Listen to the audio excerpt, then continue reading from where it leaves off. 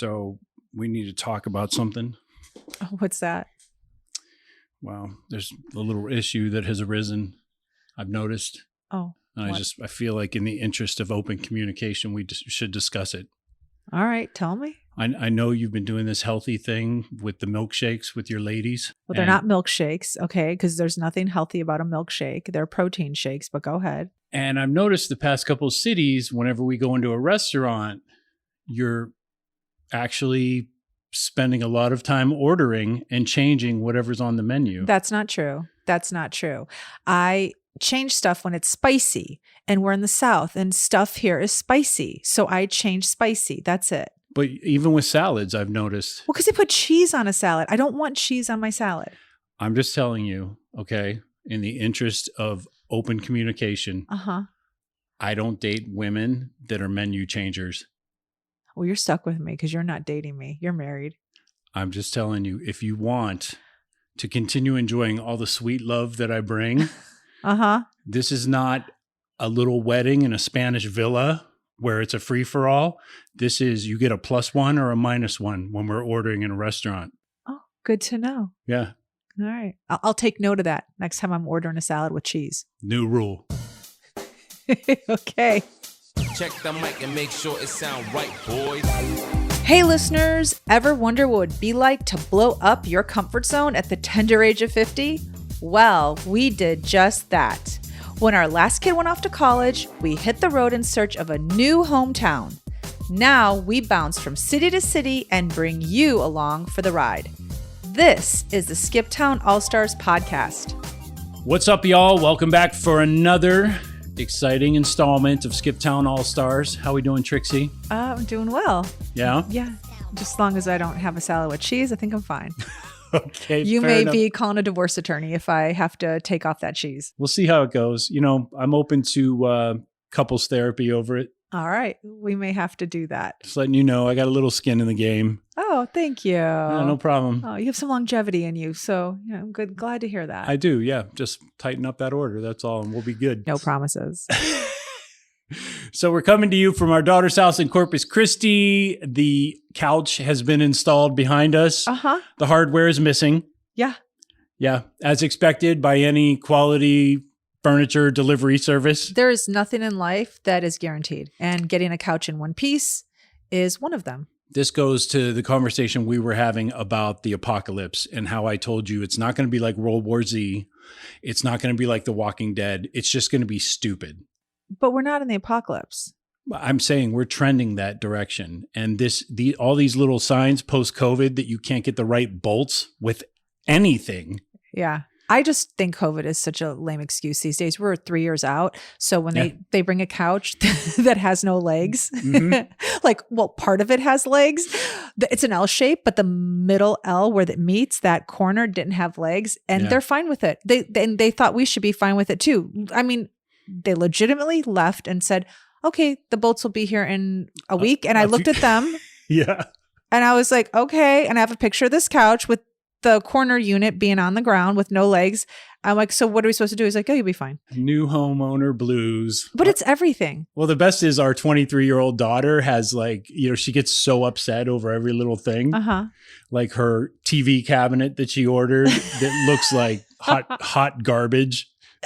It looks like she paid $10 for it. She spent $90 on Amazon and thought that was somehow going to be like the marquee piece in her living room. Yeah. It's awesome.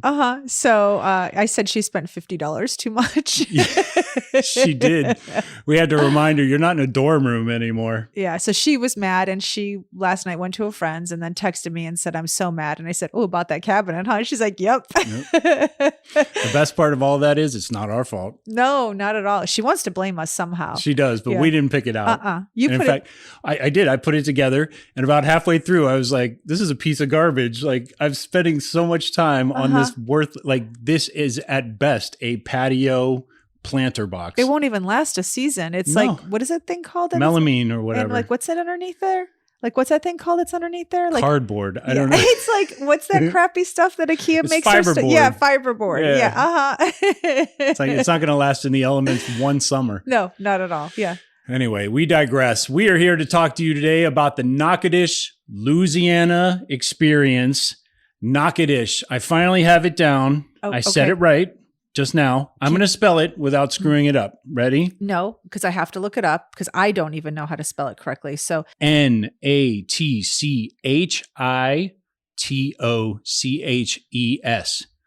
Excellence. Spelled Natchitoches, but don't say it that way. Why? Oh, because people will get mad at you in nack-a-tish. It is nack-a-tish. Yeah. So I think it's nack-a-tish, but we keep saying the duh, like D. And so I think it's nack-a-tish, but I can't be 100% certain because with a Southern drawl, everyone sounds a little different when they say it back to us. I hear nack-a-tish, I hear nack-a-dish, I hear nack-a-tish. So I don't know. I said nack-a-tish really fast the whole time we were in town and nobody corrected me. So all right, we'll go with that. Maybe it's because I blended all the consonants together. It could be. Yeah. But anyway, somehow this ended up on our dartboard. Yes. And it was all because of you. Tell us why. I was looking for some cute small towns and nack-a-tish came up on my radar. And the one thing that I noticed about it right away was that it is the town that the film Steel Magnolias was filmed in. And I am a huge Steel Magnolias fan. I've seen it at least 10 times. I did watch it. I've seen it 3. No, you have fallen asleep 3 times. I have fallen asleep 3 times in different eras of my life. With different ladies. We're not going to go into that right now. We just got through couples therapy over your menu. Two of those experiences were BD before Denise. BD. Yeah. Before Denise. They were BD. Yeah. I gave it a try with you. I thought I was interested enough in you to stay awake during Steel Magnolias, but it turns out not even you are a serum. That is a hard pill to swallow. I'm not going to lie. I cannot believe that this beautiful self did not keep you awake. Beautiful soul. I did not keep you awake. So anyway, I am a huge Steel Magnolias fan.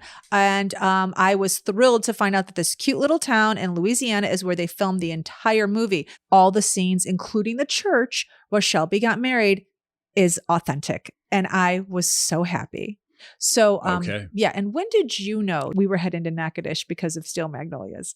On the way, like an hour out. Well, it wasn't just Steel Magnolias, to be clear. I mean, it's an adorable town and the cost of living is very reasonable. Super reasonable. So I wanted to check it out. You can get property for a very good price. Yeah. There's water because you know. Lake Sylvia is nearby. Yeah. So the Cane River is right in front of you in town. Yep. So there were other reasons to visit, not to mention it is just the most charming little town. So I wanted to see it with my own 2 eyes. I wanted to know, is this my stars hollow? Okay. I'm not going to spoil that by asking just yet. So we rolled into town and we had the great fortune to have chosen the Church Street Inn right at Church in front, in the middle of downtown, right in the heart. It is in the heart of everything. And it is adorable. It's a cross between a bed and breakfast and a hotel.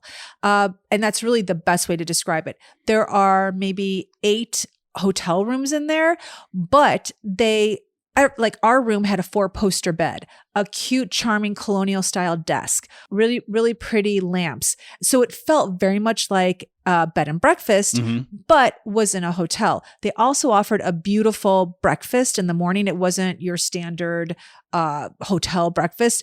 And they had a happy hour from 4:30 to 5:30, red or white wine. And it was just so charming because the girls at the front desk were super, super friendly. So again, it felt like a cross between a bed and breakfast and a hotel. And it's owned privately by a local who has lived in Natchitoches her whole life. And I just like being able to frequent places where locals own the business and we can contribute to the community. Yeah.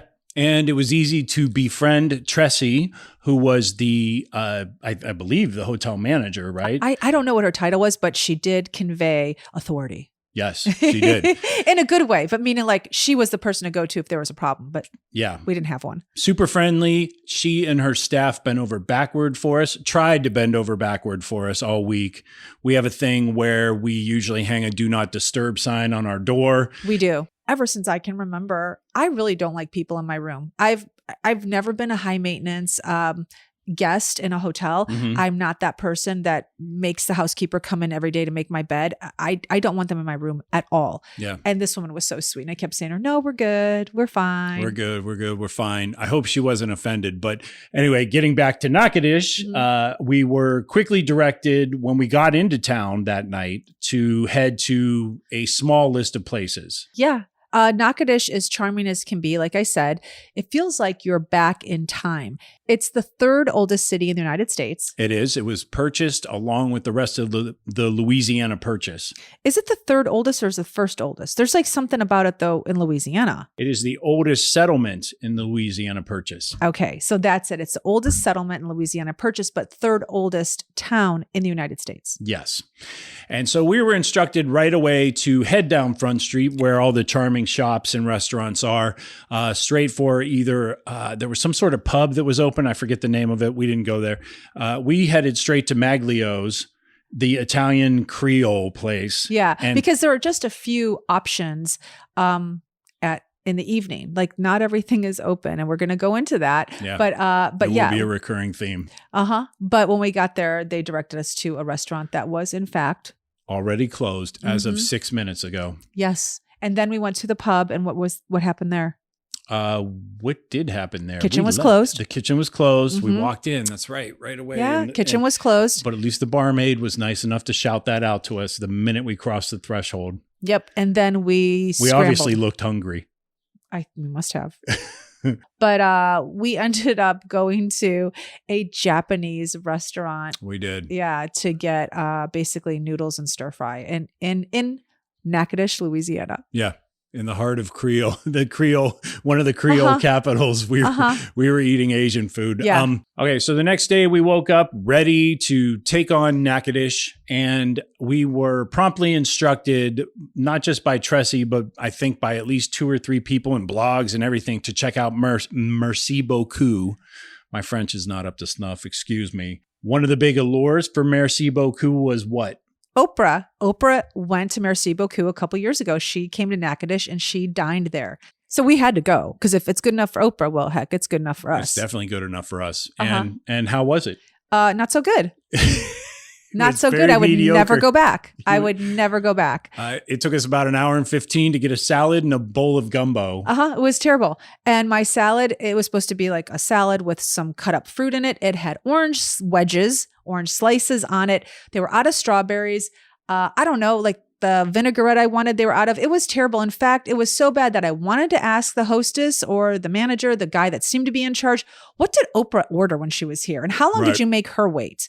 I couldn't find him. It's pretty ridiculous. I got up to ask him and he was gone. Yeah.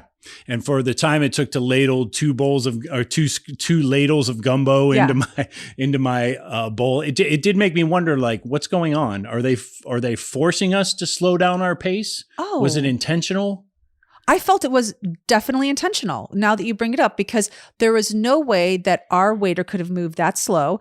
And the restaurant was only half full and you had soup. Yeah, there were only 3 other tables beside us, so and they had already eaten.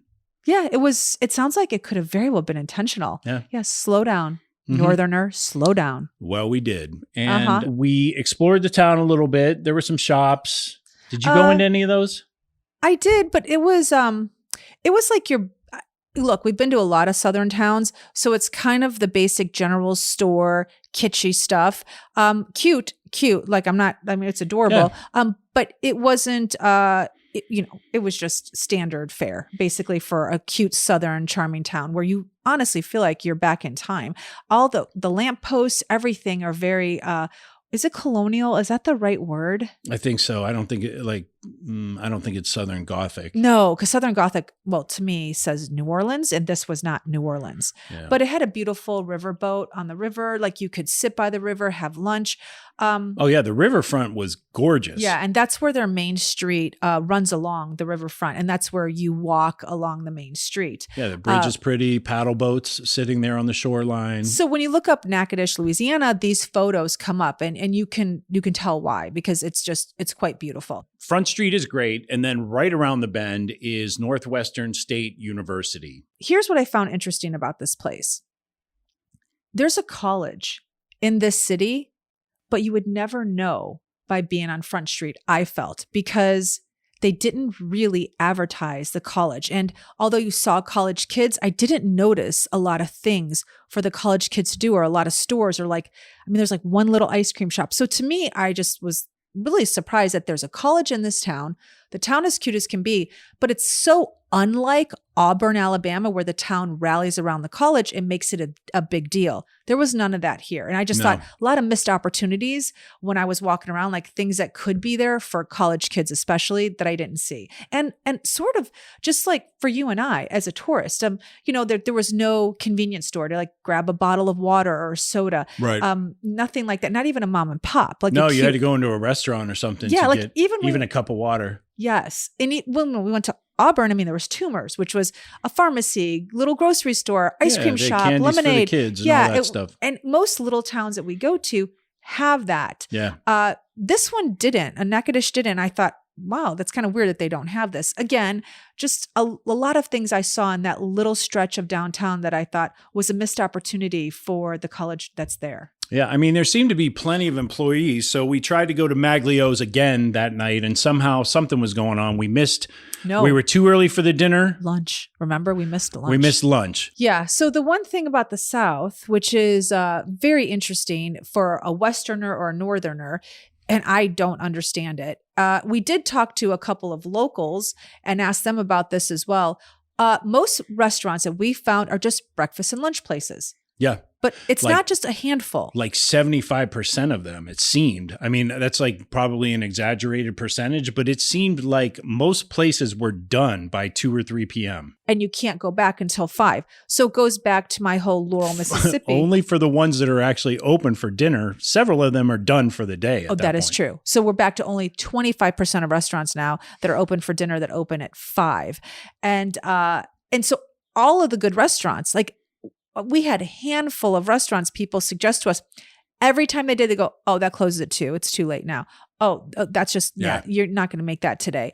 And I just, goes back to Laurel, Mississippi. All I need to do is open up. It goes back to our West Coast schedule too.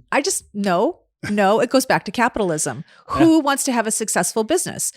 I will create a business in Natchitoches that just stays open longer than everyone else. And I guarantee in a year, I will be showing a profit. Oh, I guarantee it as well. Now, in fairness, so many of these restaurants have been around for years, decades, whatever it is. But yeah, I think there's actually a golden opportunity there to counter program their open times with your own and be able to make money. It wasn't just restaurants, though.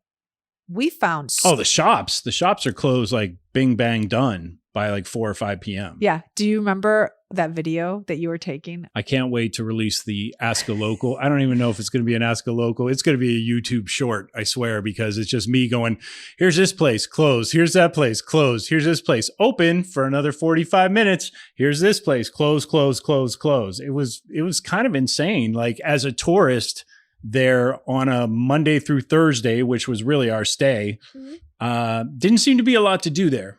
No. And I personally don't understand it. And it goes back to also, it's a college town. Yeah. So they expect these college kids to get everything wrapped up by 4 or 5 p.m. I can't figure it out. In fairness, we could have looked up their opening times on Yelp or something, but we just naturally assumed they would be open in the afternoon. Yeah. So, silly us. Mea culpa, our mistake, I guess. And so we ended up going that night to dinner at Mama's Oyster Bar, where we met Jenna, who was a great bartender and actually served me up a couple pints of Cane River American Pale Ale, which is actually brewed nearby. Mm-hmm. And it tasted delicious. Jenna was really funny. And when we asked her, what do the college kids do around here? Because it was a Monday or Tuesday at that point, Wednesday, whatever day it was. They all seem the same. Let's be honest. Well, we didn't know what we were going to do for fun. So what does a 20-something or a 19-year-old do for fun? Uh-huh. And what was your answer? I'm asking you. I'm asking you. Nothing. We create our own fun. That's what she said, which to me sounds really dangerous. Yep. It has to do with sex and drugs. When people are creating their own fun, those are the only two things. Well, that's college anyway, let's be honest. But no, they have a lot of house parties. There aren't a lot of places for them to go. So that seems so sad to me because it's like, if there's nobody throwing a big bash and nobody in your immediate friend circle is getting people together, you're just stuck in on a Friday night. It's so weird. Like I know. I would not want that college experience for from my kids or myself. Or would you have gone there? I wouldn't have lasted a semester. I mean, there's nothing to do. I would have been writing home to my mom, like just on the outside of the envelope, like, Mom, come get me, please. Yeah. Come get me. It's really terrible. And it all goes back to, I don't know, town council. Honestly, like there's no banners up anywhere with these kids, their team logos or their volleyball or softball or basketball. I don't even know. Do they even have team sports? Like, there's a little presence there. I mean, it's hard to compare them to Auburn, where everything is like Auburn University, War Eagle, and all that. No, we were in Waco, and there was Baylor everywhere. That's true. So you got to stop. Like when there's a college, there is a college spirit, and this town did not have a college spirit. You could be right. And it could be because the students themselves were funny and young and, sort of enthusiastic about their futures, but they weren't particularly energized when it came to the subject of nack-a-tish. Well, yeah, because the town, it has nothing to do with the students. The town has nothing to offer. And to me, that's a huge missed opportunity. Why would you not have something to offer for these college kids? Some fun things to do. I don't get it. I don't understand it.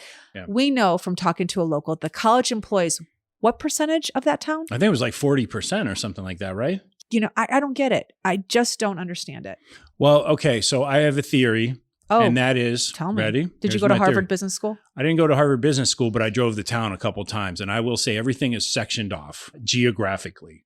So there are great restaurants along Front Street. And incidentally, U.S. News had nack-a-tish as like one of the top 10 small towns a couple years ago. And one of the responses was, did they just drive down Front Street and leave? Because it is true. There is just Front Street. But there's Front Street and then a couple blocks, I believe, west, heading westward, like back into the neighborhood, away from Front Street on that same side of the river, where you can find restaurants and some pubs and a bank and blah, blah, blah. And a handful, honey. A church. It's a handful. I know. But there's the river, and then you have a nice neighborhood right on the east side of the river across the bridge. And within a few blocks, that sort of disperses. And all of a sudden you have strip mall heaven, Walmart, which seems to be, there's no mall in town. Nope, it's only Walmart. And agreed. A bunch of fast food restaurants along the one strip, and then really, really poor neighborhoods. Then if you are on the Front Street side of the river and you're heading toward the college, there's a bend. And once the shops and restaurants of downtown sort of dissipate, geographically, there's like forest or marsh or whatever. And then you roll up on the campus. The campus isn't super small. I mean, it's 11,000 kids attending there. Actually, I read that's actually incorrect. I think they're down to 9,500 students now. They dropped like 10% or 15% last year. Wonder why. Probably because there's nothing to do. And my point to that is, you have the campus. They have a huge football stadium for the size school they are. Like their football stadium is pretty big. It's like every college, please. I know. But directly across the street from campus, there's Nikki's Mexican restaurant down the way, which was the best thing we found. And there were like two maybe like a rundown restaurant and a rundown bar. Like, I'm like, where do these like, to the earlier point, where do these kids go to have fun? There's nothing for them to do there. I know. It's really a shame. So what happens is, I'll tell you where do they go. When they graduate, they leave nack-a-tish. Yes, they do. And they don't stay yes, they do. They don't stay and they don't come back. It's really unfortunate because we've been to college towns, including Chicago, where if people leave, they sometimes come back. Yeah. Or they actually stay because there's opportunity. Yeah, like Orlando, University of Central Florida. Plenty of people stay on in Orlando after they graduate. That is so true. Here, not so much, and I'll tell you why. I actually did some of the research after a couple of our interviews with people there, locals. 11% of the population in Natchitoches has a bachelor's degree. Oh, that's so small for such a small town. How many people live there? What's the population again? It's 18,000 people. I was going to say, is it 18, 19? I knew it was that number. So 11% is roughly 2,000 people. And you have 10,000 students attending the school every year. You're graduating, 1,500, 2,000 of them every year. It tells me you are bleeding young talent. Yes. Nobody wants to stay because there is no opportunity for them there. It's a shame. It really is. And the socioeconomic factors, as we would find, were obviously a big part of that. I mean, so we're talking the South, and you obviously have your sort of sectioned off white neighborhoods, your black neighborhoods, just like any other city. I shouldn't even say it's because of the South. It's literally every city in the United States. Yeah. The only thing I would say is because of those educational factors and because the median income in Natchitoches is only $28,000 per year, which is really low, I would say the level of poverty that you're seeing in this sort of rural area, specifically in the Black communities, is a deeper level of poverty than you would encounter in many other cities or regions. Yeah. We traveled all around it. So it wasn't like we just were on Front Street the whole time. But what's interesting to me, the high level of poverty did not negate how happy most people were that we met, and it's people true. of color, like very happy to live Specifically there. people of color. They were among the most vibrant, exuberant people that we've encountered all over the country. Tell them about our little adventure behind the car wash. It sounds as seedy as it is. It really does. So, okay, first of all, you didn't even want to go. So I had to drag you there, and then I had to drag him out. And what I'm referring to is bingo. Okay, so I found this place that has bingo, and it's like a bingo parlor. And so I was super, super excited about it. And we pull up, it's hidden because you couldn't even find it. You kept saying, "Is this it? Is this it?" It's hidden behind a car wash and a bar. And it's a big bingo parlor. So we parked there and there's cars everywhere. It's packed. Like there was only 2 spaces left. And do you remember you were so worried. You said, "Our car's going to get broken into." And I looked at you. I was like, "Don't worry about it. Let's just go in and see. There's so many cars. How are they going to pick our car to be broken into? There's so many other cars." Because we have out-of-state plates, but okay, well, whatever. So we get in there, and first of all, I did not realize that when you go to a professional bingo place. Professional? Yeah, because these grandmas were all professional, okay? They were very skilled, yes. Oh, yeah. Okay. You have a booklet of 10 games, and each game is a different game. It's not your traditional, diagonal and straight bingo. No. But they go fast. So when the pack is done, when you end all of your 10 games, you're done for the night. You're done. I did not know that. I actually thought it was like, like the bingo in church, like where you go, you play a game, you get up after you lose, you have a little potato salad. Go smoke a cigarette with grandma. Yep. And then you come back and you just play bingo until it ends. And when I called the bingo parlor place, I don't know what you call it, but Let's call it a parlor. Okay, the bingo parlor. Fancy name. I asked them, "What time do you close?" It said 10:45. So in my head, it's 7. I'm like, "Oh, we got 3 hours of bingo. We have 3 hours of bingo." No, when the book is over, when they blow through all 10 games, you're done. You leave. So we walk in. We walked in like Kramer from Seinfeld. Everyone turns and looks at us. It's a big, big room. There are only 4 white people, and we're 2 of them. Yeah, we were the marshmallows in the cocoa. Definitely. And everybody just looked at us. And I remember the girl at the door saying, "You have to go to the front to get your packet." The front was a really long walk, and we're interrupting the game. They're in the middle of one of the games in this 10 packet. Oh, I hated walking up there. I was like, as a 6'3" white man, I was so out of place in this room, and we had to walk past everybody. And even though numbers were being called and they were dabbing their numbers with the dabbers, they still all caught a look at us as we passed them toward the front of the room. And what happened? Fortunately, on the way to get our packet, one lady looked at me and smiled, and I smiled back and I said, "Ma'am," and I was ready to ditch you at that moment. I knew the rest of the night I was going to be sitting next to her. Yeah, you were sitting next to Miss Mary. Miss Mary, my new friend. She was probably like close to 70. Yeah. She knew how, she had, oh my gosh, how many games did she have? She was playing at one time. How many she was games? playing like 3 or 4 packets at once. Yeah, so that's each packet has 4, so she had 12 games going. Yeah, at one game. She had 12 cards. 12 cards. I'm sorry, yeah. that's the right terminology.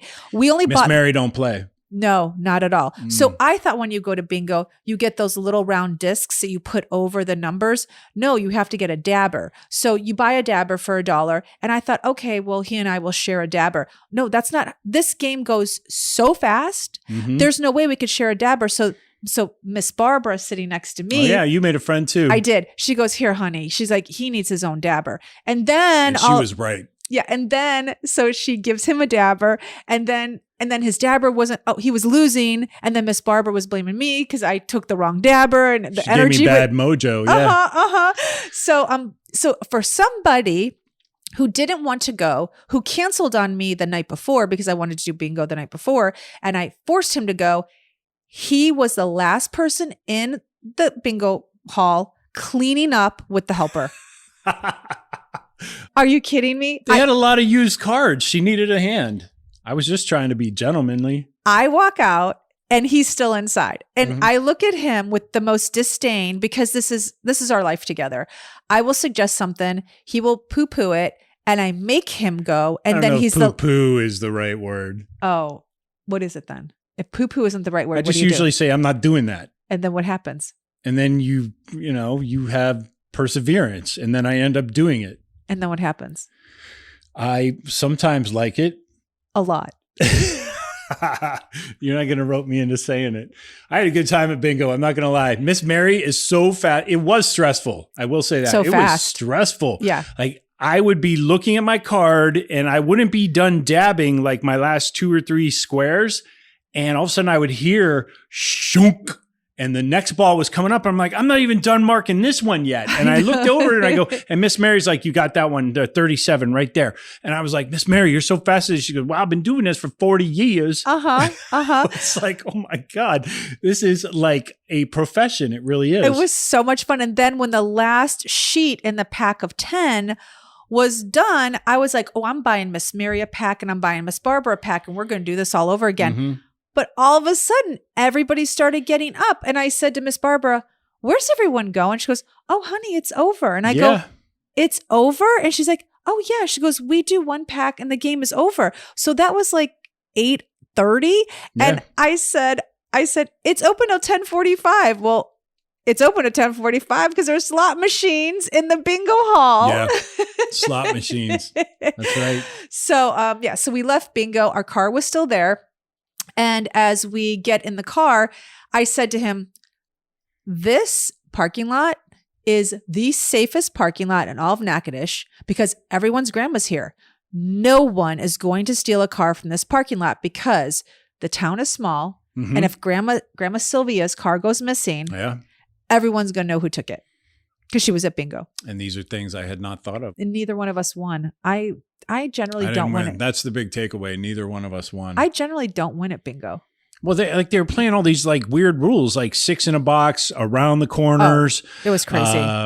Smiley face, ring around the bonus. I know I'm not using any of the proper terms. Like there are going to be bingo people correcting us on social media, but all that to say, it was it was a little stressful for me. I had a lot of fun. Everyone was super welcoming, super sweet. Yeah. It was really nice. But it turns out bingo was not the most stress of the night because we got out of there at 8:30 and we were starving. We had not eaten and we had to make it over. We decided on a place called Trail Boss. Because Miss Barbara told me, and guess what she said? They close at 9. She hightail it, sister. That's what she said. Hightail it. And I said, "Where is it?" She goes, "Right around the corner. You got to hurry." Yep. And they actually closed their kitchen at 8:45, right? They did. Yeah. And we got there at 8:44. And we said we were sorry. And they said, "No problem. Come on in." The waitress was really nice. The kitchen was really fast. Yeah, it was great. And I think we were out of there by like 10 or 15 after 9. And we weren't even the last ones leaving. So we were so starving at that point, it didn't even matter. One other thing I want to mention is Natchitoches is known for meat pies. Oh. And I know we talk about food a lot, but I have to tell you, we did find this restaurant we went to when it was open, and we made sure we were there. We did miss it one day. Yeah, we made sure we were there at noon. And I'm not a meat pie fan because I'm not an empanada fan. So I was like, don't really want to do it. But what ended up happening? You did it. And it was delicious. Okay, so we're not going to like linger on that, but we went to this place called Lasyon's. Lasyone''S. Yeah, and it's supposed to be the best meat pie place, and it was that good. And I love seafood, but I'm not a big crawfish person.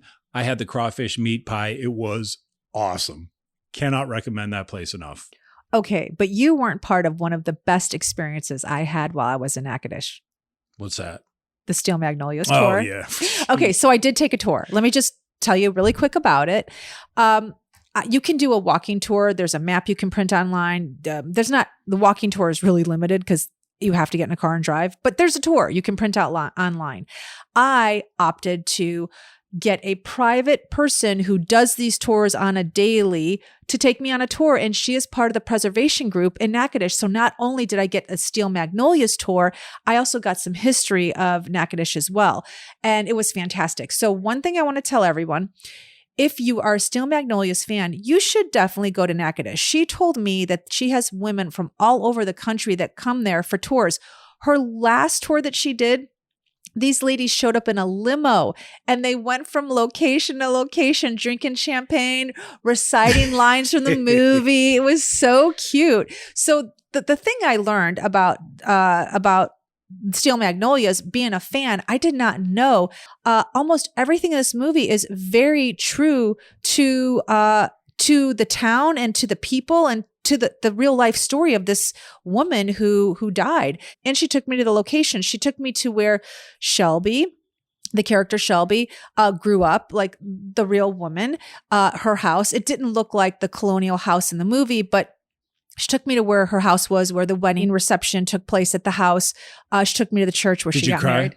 No, because I cried the night before. I watched the movie again the night before just to be refreshed, and I cried. I fell asleep again. You did. I was crying. I'm 4 for 4. That scene in the hospital where Shelby's dying, spoiler alert, it gets me every time. I can't. Every time I cry. Babe, too soon, all right?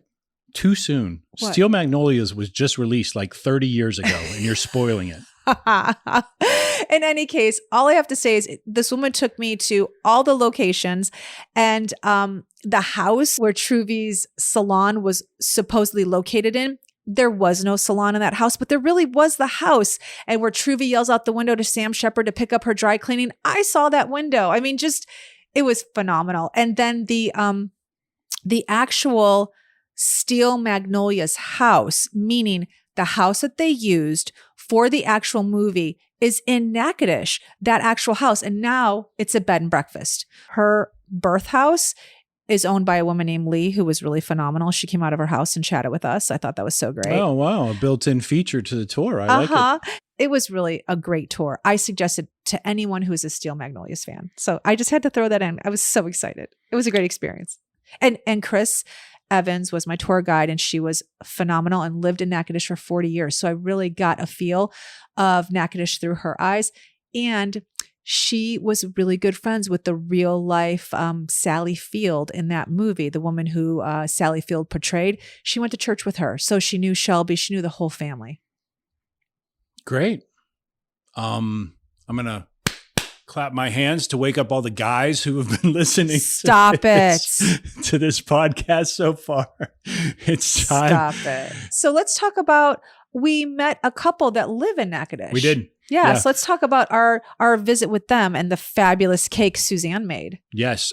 So Suzanne and Wynn are, okay, so Wynn is a third generation gentleman who lives in Natchitoches. He had moved away for quite some time in his childhood, but came back, and he actually attended Northwestern State University. Yeah, he did. Graduated, opened up his own. He's got the computer shop in town. He does all of the networking issues, all the computer issues for the court system there and a lot of the campus and everything. So he's like, you know what, even though he had left for a little while, he's OG. Yeah, I mean, he's been there forever.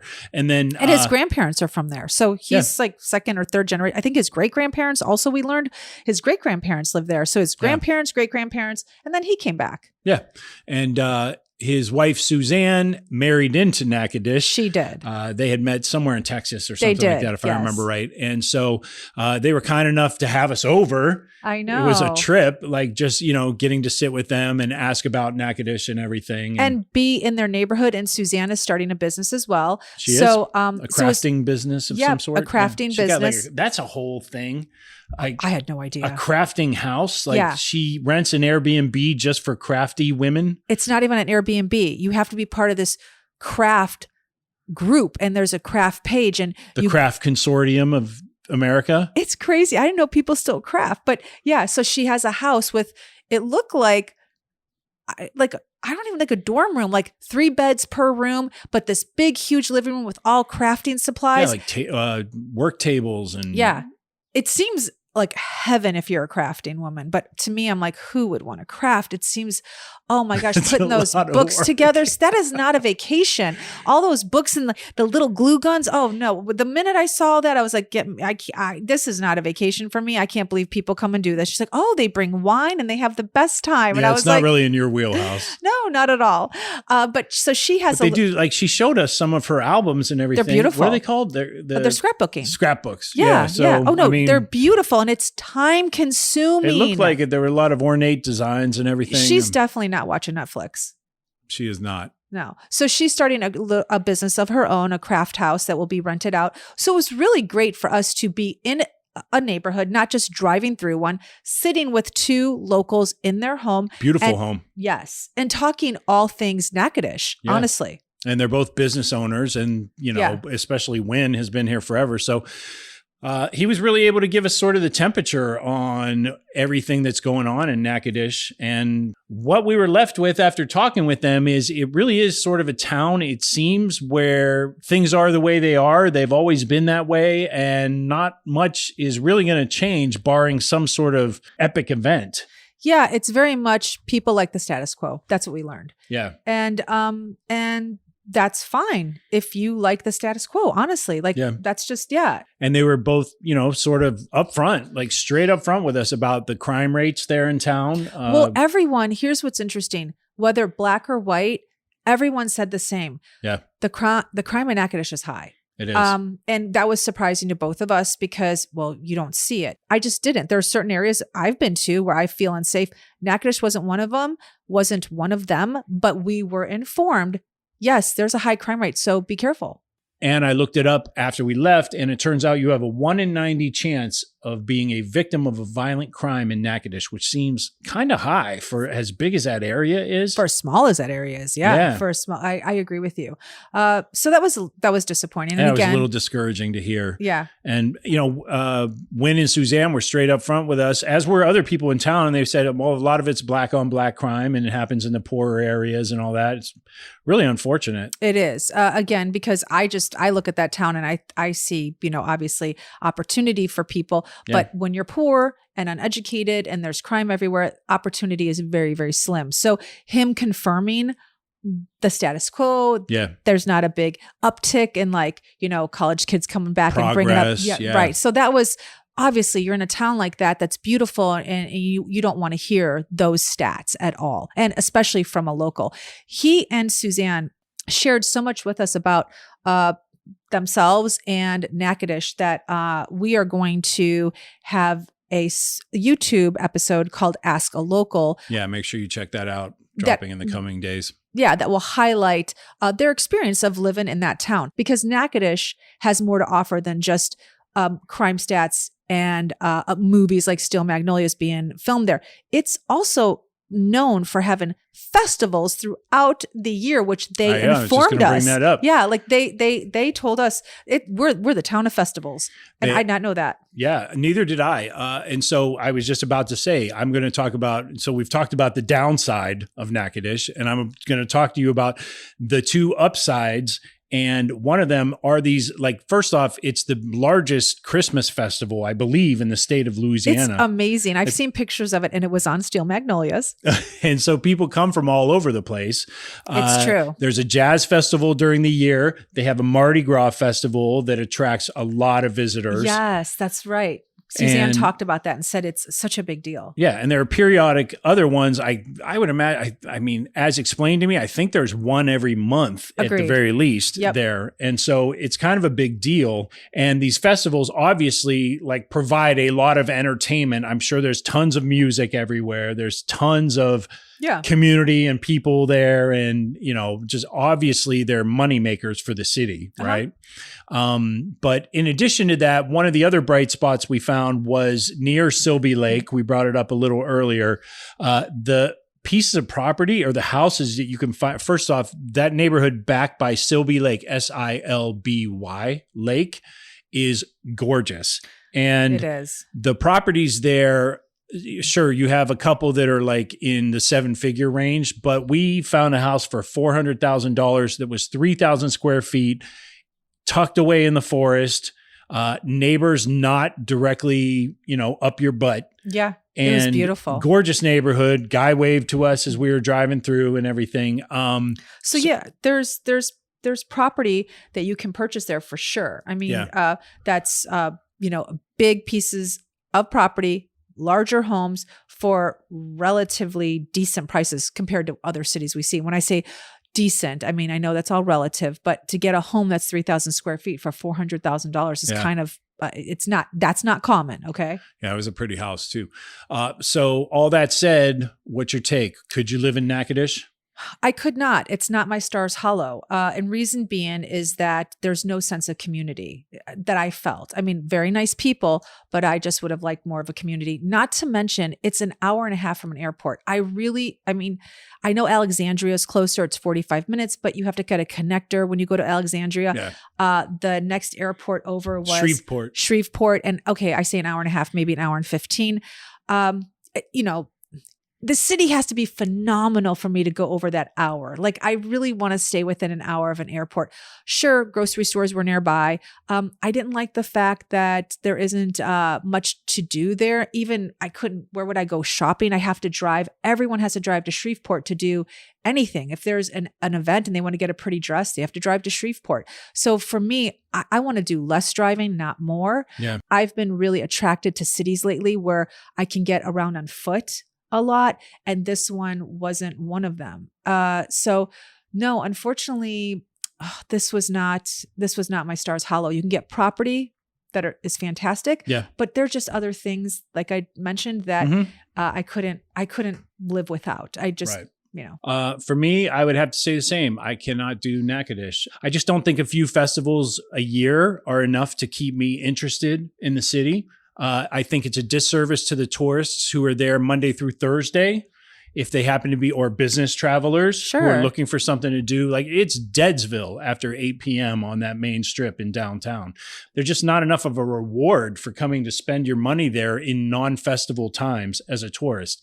The other reason I would say is with only 11% of the population having bachelor's degrees, I'm out. I mean, I can't, any city that has an attrition rate of student population not willing to stay there, there's a systemic problem there. I think there's probably a lot of old money that doesn't want things to change because it serves their best interests to stay in the past. Okay. And for those people who do like Nack-a-tish, I totally get it and understand why. In fact, you can watch one of our Ask a Locals. It's dropping later this week, and you can make your own decision because we're going to offer point counterpoint in this one. Oh, it's going to be fun. Yeah. Yeah, and I think you'll be able to come to your own conclusion. That's a wrap for this week. Why don't you take them out? Empty nest, full tank. See you guys next week from Corpus Christi, Texas. Check the mic and make sure it sound right, boys.